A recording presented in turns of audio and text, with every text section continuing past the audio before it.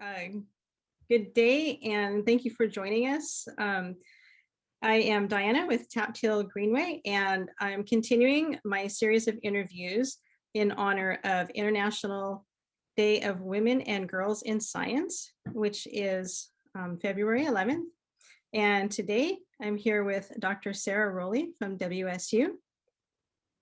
And so if you could go ahead and introduce yourself again, let us know what you do at WSU. Hi, yes, so I'm Dr. Sarah Roley, and I am a professor at Washington State University in the School of the Environment. And so my position involves teaching. About half of my time is spent teaching courses and advising graduate students, and the other half of my time is spent running a research lab. So our research is on biogeochemistry, and biogeochemistry I think of as the story of elements. So we examine how different elements move into ecosystems, into organisms, get transformed by different microbes, and then move back into the water or the atmosphere.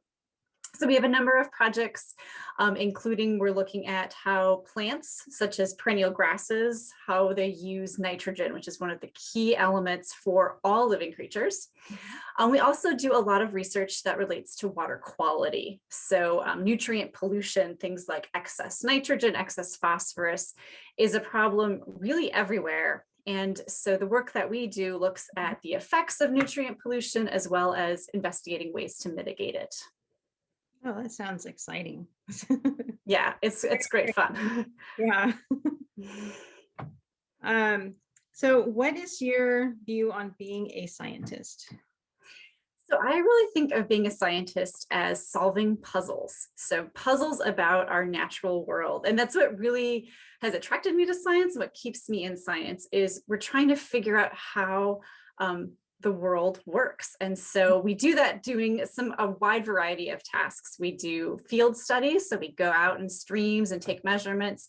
We do lab experiments. And we also do a lot of modeling work with numbers. So then we get these measurements, and then we do a bunch of math with those numbers to figure out what they mean and to test our hypotheses. And I just really enjoy the puzzle of it. And I also love the activities. I love designing experiments and doing experiments. So to me, at its heart, science is about solving that puzzle. And then sometimes we solve that puzzle because we want to solve a very particular problem, right? So we want to improve water quality, for example.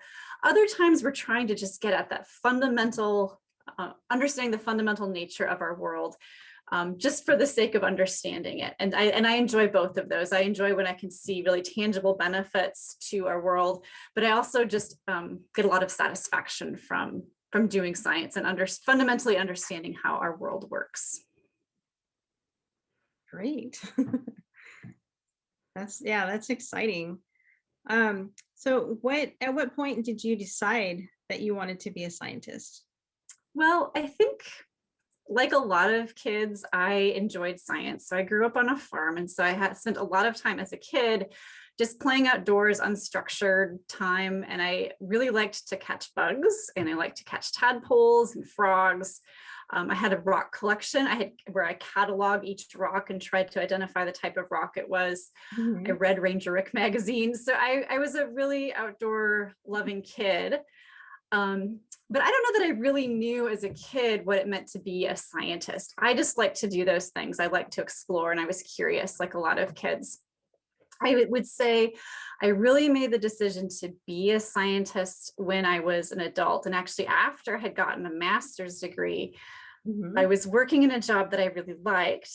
I was doing urban water quality in St. Paul, Minnesota. So I would go out and collect water samples, and I would analyze the data and write reports. And it was satisfying because I knew that the work I was doing was improving water quality, but I missed the science part of it. I missed solving puzzles, which is what I had done as a master's student. I'd done that fundamental research. And so even though I liked that job, just the pull of doing science was too strong. So I went to get a PhD and then continued on to where I am now. So I think ultimately it's probably been in my future my whole life, just because of that curiosity and that love for solving puzzles and being outdoors. But I don't think I really made that decision until I was in my mid-20s or so. Okay. What did you do for your undergraduate degree and then for your master's? Yeah, so for my undergrad, so I should back up and say when I started college, I was an undecided major because I was interested in a lot of things. Mhm. But ultimately, I decided to major in biology and English because those were the two things that I liked the most. And when I went to major in biology, I was under the impression that I would go off and do medical research. I was interested in research, but I didn't know that people did research on like the natural environment. And so I, on a whim, when I was a junior, I took a class in freshwater invertebrates, and it completely changed my trajectory. It fit in some category that I needed to take. But when we went out and we learned about invertebrates, so insects, mollusks, crustaceans that live in freshwater, I thought, people study this. That's amazing, because I had spent my childhood studying these things without realizing that it was an academic discipline. It was just something I liked to do. And so at that point, I really shifted my trajectory from taking more medically focused classes to taking more ecologically focused classes. And when I finished with a bachelor's degree, I decided to get a master's, in part because I had finally really figured out what subfield of biology I liked. Biology is a huge field, and you can do a lot of different things with it.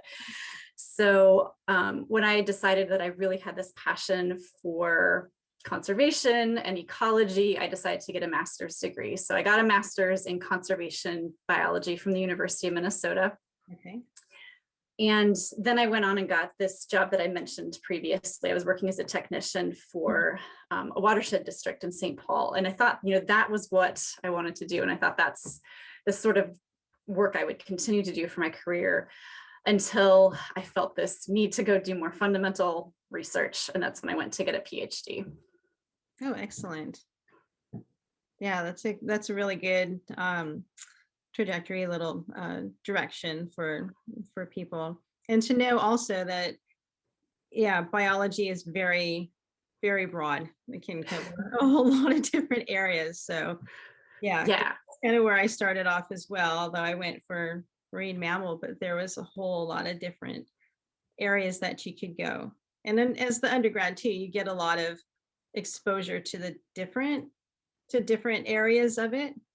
So then when if you continue for a master's, then you can go and kind of fine tune a little bit more, get a little more directed. That's right. Yeah, that's what my advisor my freshman year of college told me. Actually, I was sort of worried because at that point I thought I wanted to major in biology, but I was overwhelmed by all of the things that I could major in. And he said, spend this time exploring. Like once you get your bachelor's degree, you can decide what you're really passionate about and really, dig into that thing. But for now, you have really the luxury of exploring this really large major. And that's exactly what I did. And it was great. Oh yeah, that's great to have that time and opportunity to do that. Yeah, absolutely. I think a lot of people don't know about that you can do that. You have that option. Right. To do Yeah. that. So, okay. So how important was a mentorship, having a mentor for you? It was really important. And it became more important, I think, the further I progressed in my education. So when you get to graduate school, the programs aren't quite as cut and dried. As a bachelor's program, there's a list of classes you have to take. When you're in those classes, there's a syllabus, there's a list of assignments you have to complete, and it's pretty clear what you need to do to finish your degree. But when you move on to graduate school, a big part of your degree is the thesis, where you're doing original research. And original research does not follow a neat schedule. As much as organized as you try to be, there's surprises. Like sometimes, measurements don't work, or sometimes you get a result that's unexpected and you need to dig in a little bit more before you really understand what's happening. And so that's where mentorship is really important, both to help guide you through this pathway that is not a straight line, and figure out what you need to do next, but also to sort of give you that emotional support to know that this is how science works and this is what to do. And then, as I continued on, mentorship is also important for, making career decisions, and having someone with experience is really helpful. So when I was a PhD student, my advisor, Dr. Jennifer Tank, was a really incredible mentor. She took the time, she gave us, I think, the right mix of independence and guidance. So making sure we were learning to become independent scientists, but also recognizing that we're fairly new at it when you're in a graduate program. And so giving just the right amount of guidance and independence, I think, was really important. And then I also had good mentorship with my master's advisor as well, Dr. Ray Newman, who did the same kind of thing, sort of, you need to getting a little bit of independence, but also there to give the advice when needed. Oh, that's great. And then what about the importance of you as a mentor? Yeah, I try very much to be a good mentor to my students as well. Having had the privilege of having good mentorship, I think it's important. One thing I really try to do as a mentor is to not try to force students to follow my path. Like, I know my path pretty well because I traveled it, but that's not the right path for everybody. And so I always make sure to have conversations with my mentees about what their goals are and what they're really passionate about, and try to help them to follow that pathway. And sometimes that means saying, I really don't know anything about that, but here's someone else you can talk to. Mm-hmm. I try to meet with my students at least every 2 weeks to make sure that if they've hit any snags, I can help guide them through those problems.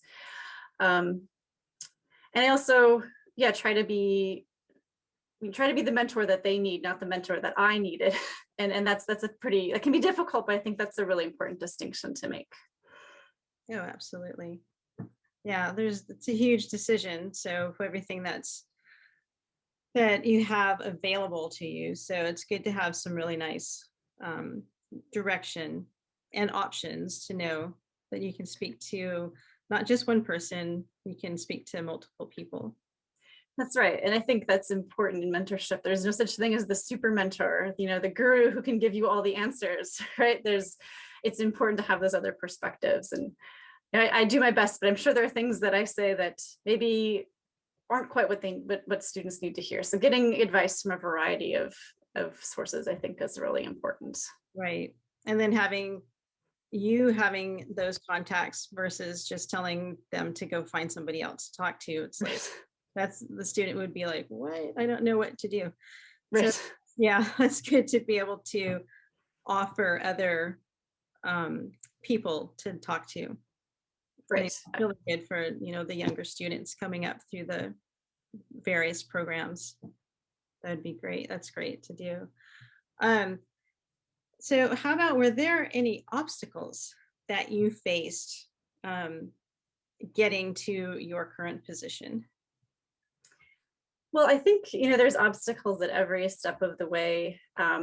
And I would say, though, with my current position as a faculty member, probably one of the big obstacles is that when universities hire new faculty members, they typically do nationwide searches. And so they can tend to be pretty competitive, but also they tend to hire for a very specific sort of subfield. So I was hired as an aquatic ecologist.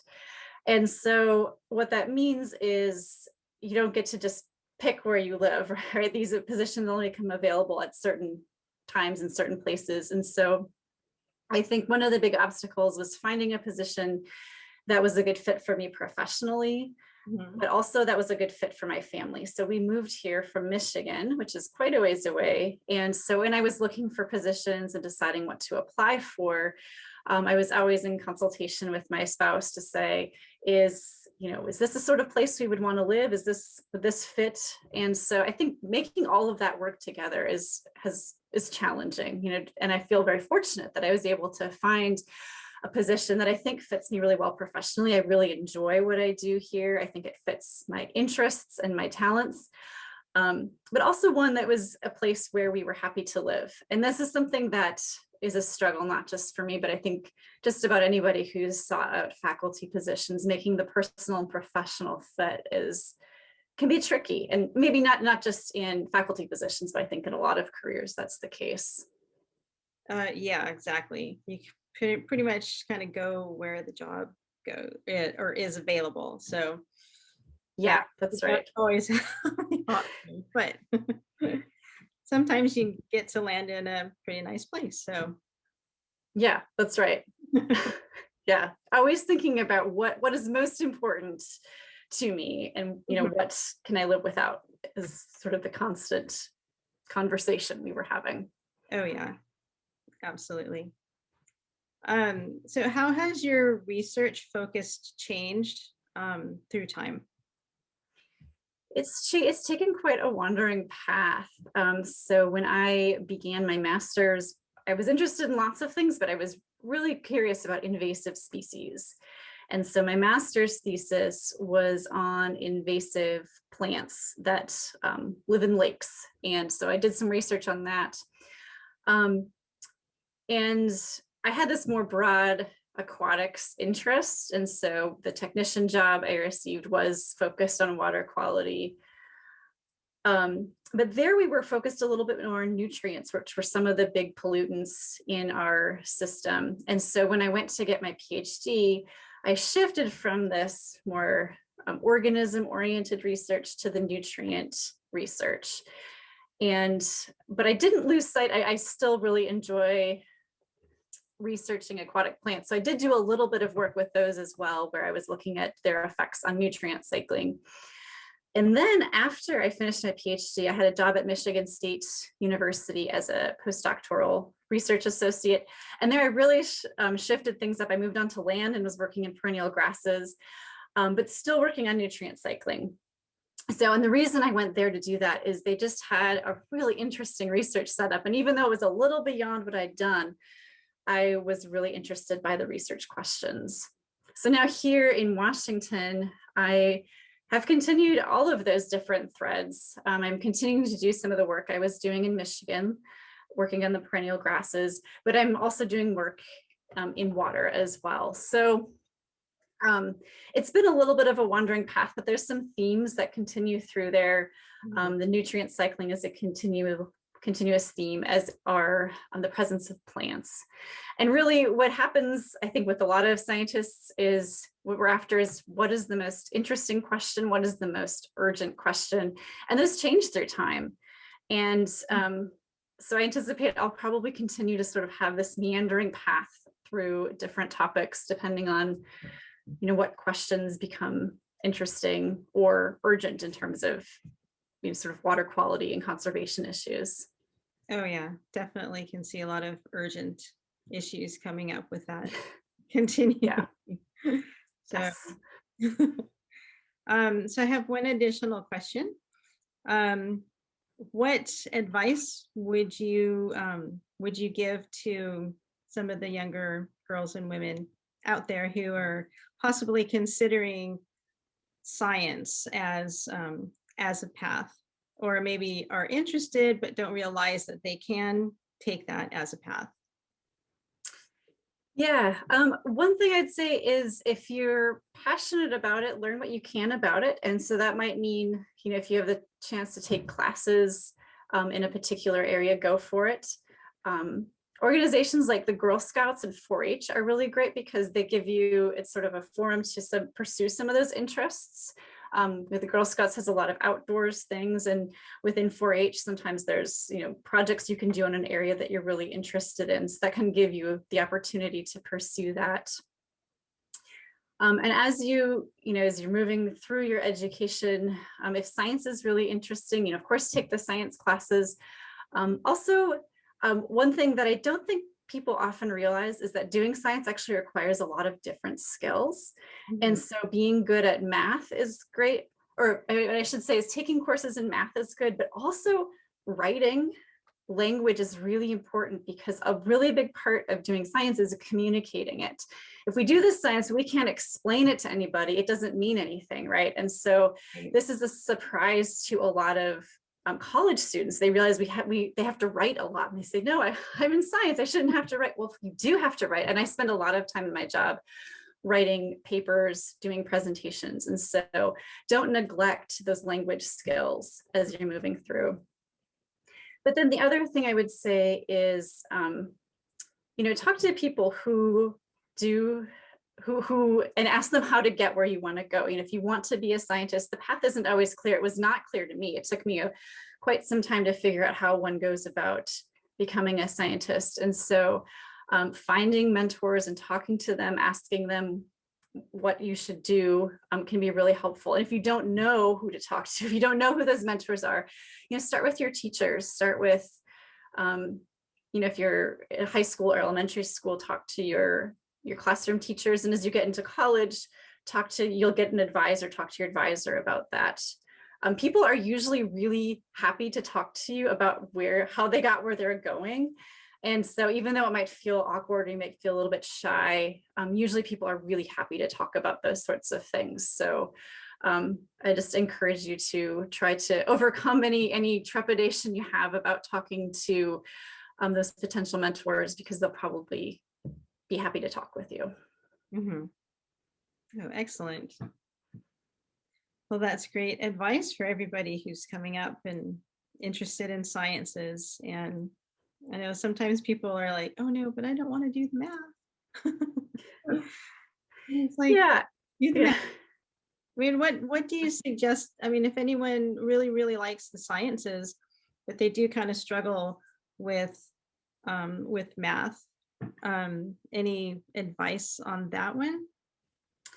Yeah, so you don't have to be like the best person at math. But you do need to have sort of the fundamental knowledge. And what I would say is, even if it doesn't come easily, you can always get better at it. Some things come easier for everybody, some things come easier than others. And that's including math. So even if math seems hard for you, you can get better at it. Now, doesn't mean, now you don't have to be, sort of get an A in calculus to be a scientist. Mm-hmm. But you need to at least have those fundamentals down. And so even if you're struggling, that doesn't mean you can't be a scientist. It might mean that you just need a little extra help or extra practice to get those skills down. Now, some scientists use a lot more math than others. Some scientists, that's all they do is they do computational type science. Other scientists spend more of their time in the lab or the field. And so if math isn't your strong suit, maybe you won't become a computational scientist, but work in another area. And you can always collaborate with folks who have really strong math skills. So I say don't give up. You can get better. It just might be something that you have to work at a little bit more, but also don't let it discourage you from becoming a scientist, because there is a path forward, even if math isn't your strong suit. Okay.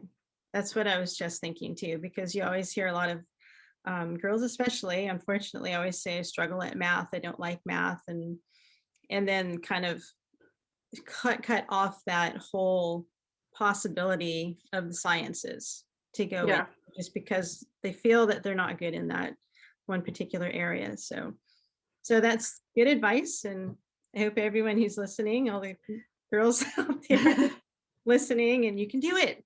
You can. Yeah, we see this a lot with college students too, where they think if something's hard, like, oh, I can't do it. Well, just because it's hard doesn't mean you can't get better at it.